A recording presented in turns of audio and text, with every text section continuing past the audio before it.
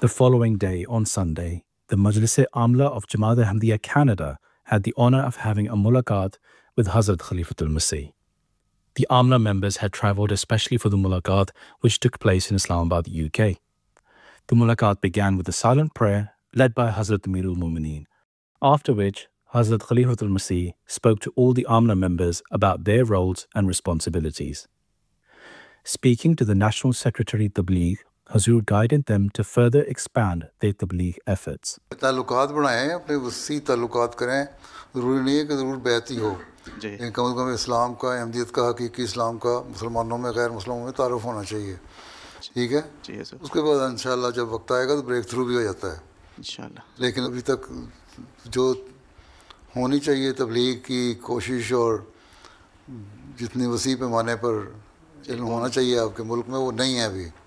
ایک علاقے میں ہے، ایک شہر میں رہ کے اس کی مثال آپ کو دے دیں گے، دوسرے شہر میں کوئی نہیں.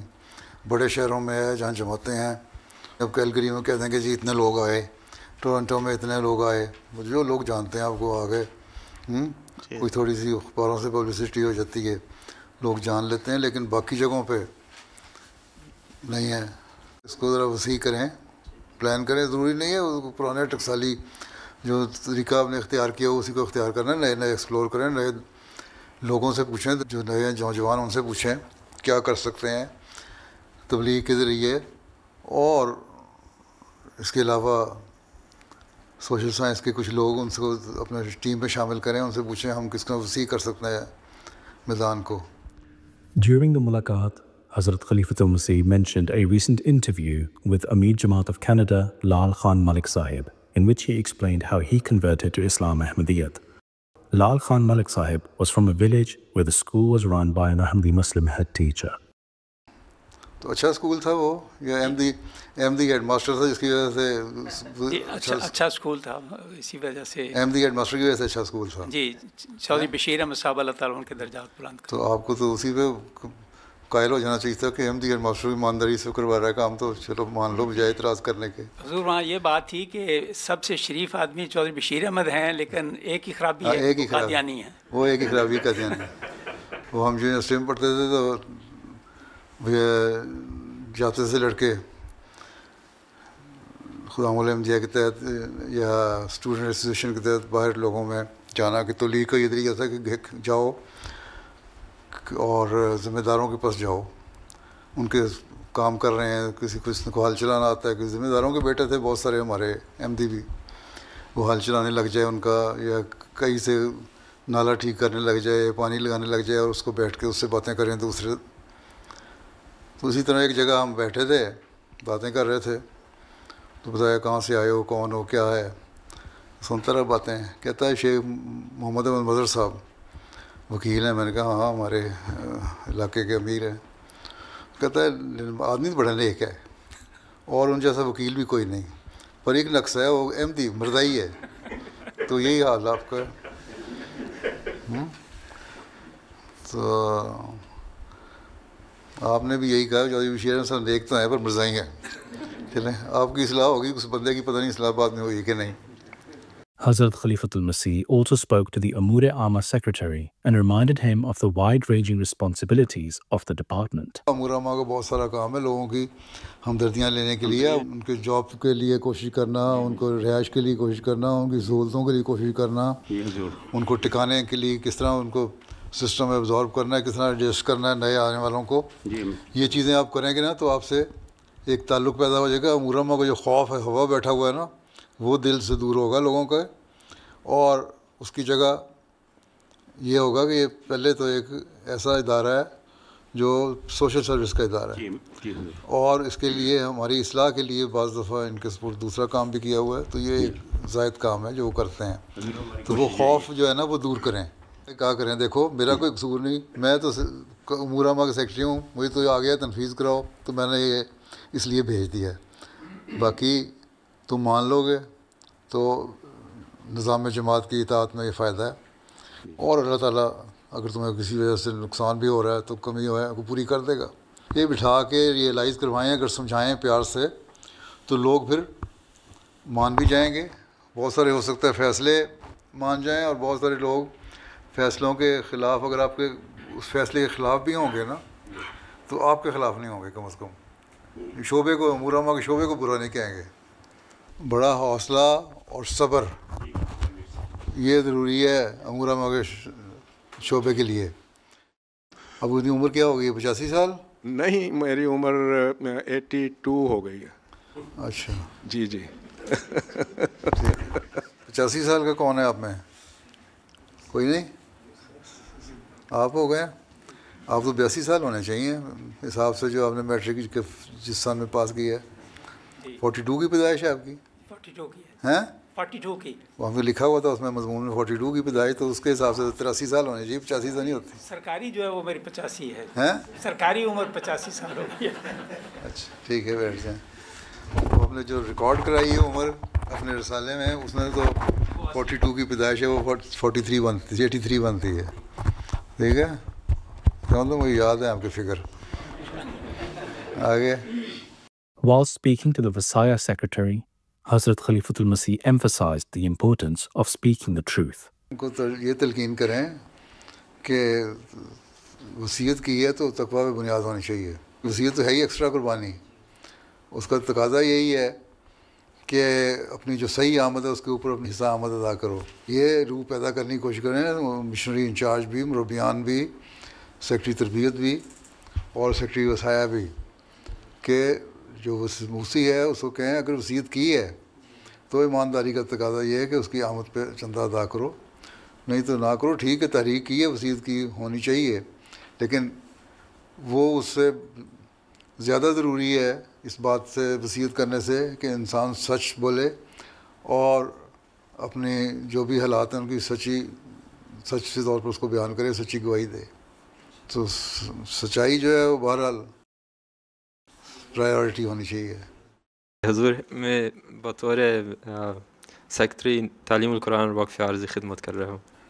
تو ہفتے کا وقف کروائیں مستقل، وہاں جماعتوں میں بھی جائیں، قرآن کریم پڑھائیں، خود قرآن کریم پڑھیں سیکھیں. جی حضور. اور خود توجہ پیدا ہو نمازوں کی طرف، تربیت کی طرف، دعاؤں کی طرف. اس سے آپ کے بہت سے مسائل بھی حل ہو جائیں گے انشاءاللہ. وقف عارضی کی اسکیم تو اس لیے شروع کی گئی تھی نا. 5000 کا ٹارگیٹ آپ کو رکھنا چاہیے، اتنی بڑی جماعت ہے عورتوں مردوں کو ملا کے. ٹھیک ہے. During the mulaqat, one of the attendees mentioned that some Ahmadi Muslims on social media respond to foul language with similar language. ان کو سمجھائیں کہ ہمارا کام یہ نہیں ہے، ہمارا کام تو یہ گالیاں سن کے دعا دو پاکے دو حرام دو. تو یہ تو جو تبلیغ نہیں ہے، وہی اسی طرح اگر ہم نے گالیوں سے جواب دینا ہے تو فرق کیا ہے ہمارے میں اور ان میں. اور عمومی طور پہ خطبات میں اور خدام الانبیاء انصار اللہ لجنہ کے ذریعے سے یہ ان کی مجالس میں یہ اعلان کرتے رہا کریں، ان کو تلقین کرتے رہا کریں کہ ہم اگر سوشل میڈیا پہ کسی نے جواب دینا بھی ہے تو صبر اور حوصلے سے دینا ہے. وہی زبان اگر ہم نے استعمال کرنی ہے تو پھر فائدہ کیا. تو اللہ تعالیٰ نے تو فرعون کے لیے بھی موسیٰ کو کہا تھا قول لین استعمال کرو. ٹھیک ہے حضور انشاءاللہ. حضور سیکرٹری تعلیم کی ایک اہم ذمہ داری یہ ہوتی ہے کہ وہ ہائر ایجوکیشن کے لیے لوگوں کو ترغیب دیتا ہے. تو آج کل حضور اے آئی آرٹیفیشل انٹیلیجنس نے کافی شعبوں میں انقلاب برپا کر دیا ہے. کمپنیاں ابھی کارکنان کو بھی اے آئی سے تبدیل کر رہی ہیں. تو حضور آپ سے رہنمائی کی درخواست ہے. آپ بھی اے آئی سیکھ لیں، آپ بھی اے آئی کے ایکسپرٹ اتنے ہو جائیں کہ وہ آپ ان کو نئی سے نئی چیز بنا کے دیں تو وہ لوگ آپ کو امپلائی کریں گے. لیکن اے آئی نے وہ تو وہی کچھ کرنا ہے جو اس میں آپ فیڈ کر رہے ہیں، اس میں کوئی اپنا دماغ تو نہیں لے کے آنا.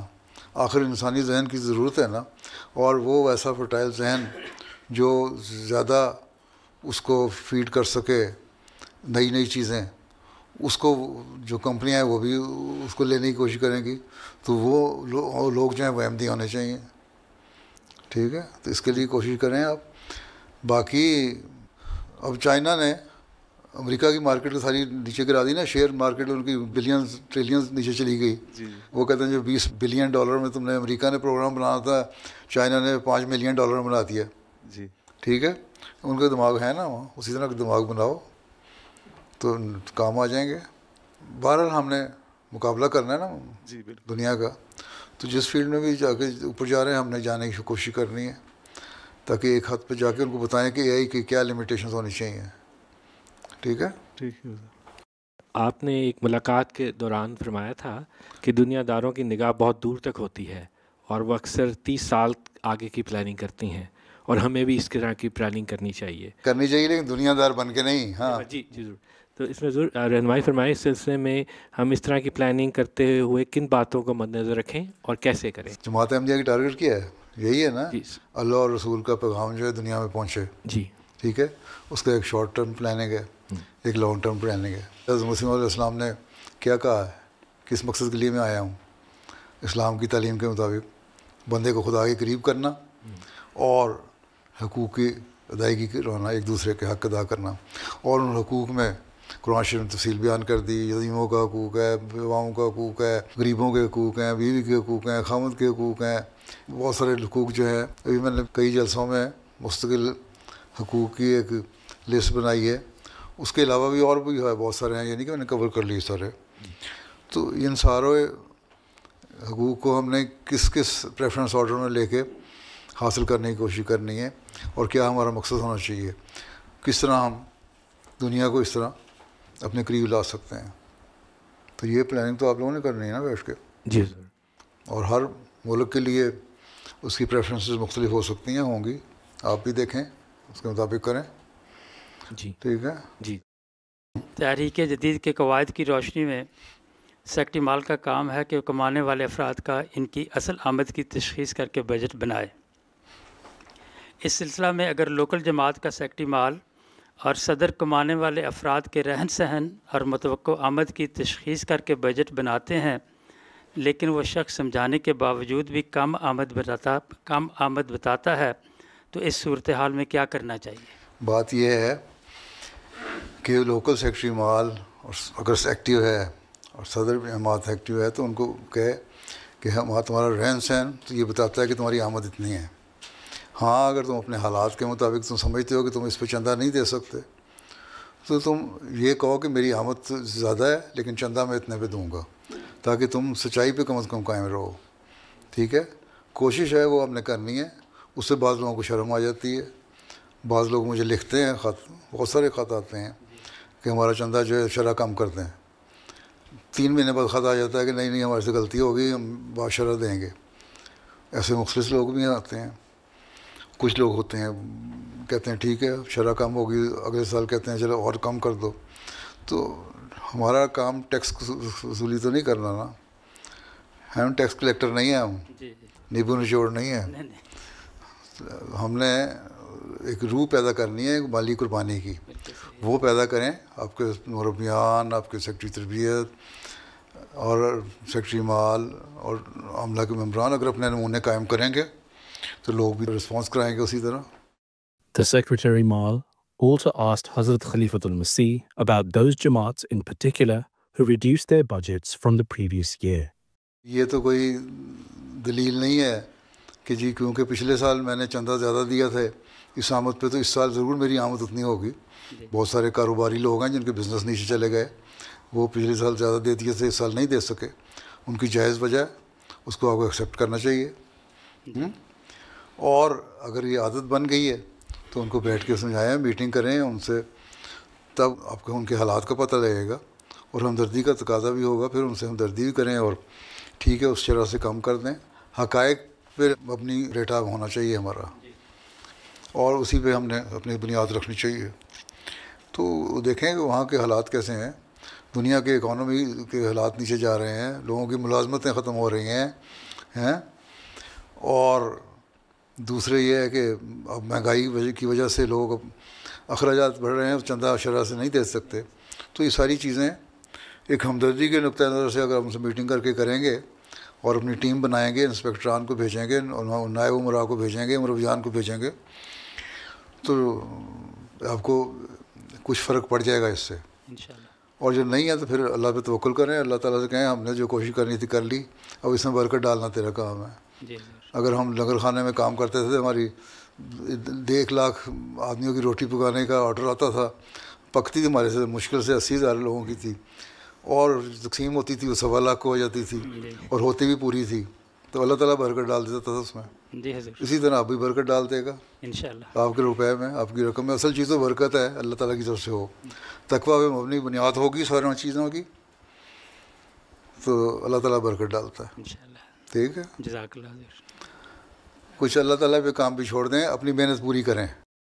رشتہ ناطہ میں جیسے عرض کیا ہمارے ہاں بھی اور مرکز کی ویب سائٹ پہ تجاویز تو بہت بنتی ہیں، سکسیس ریٹ بہت ہی کم ہے، 1% سے بھی کم ہے. اس بارے میں حضور کی رہنمائی.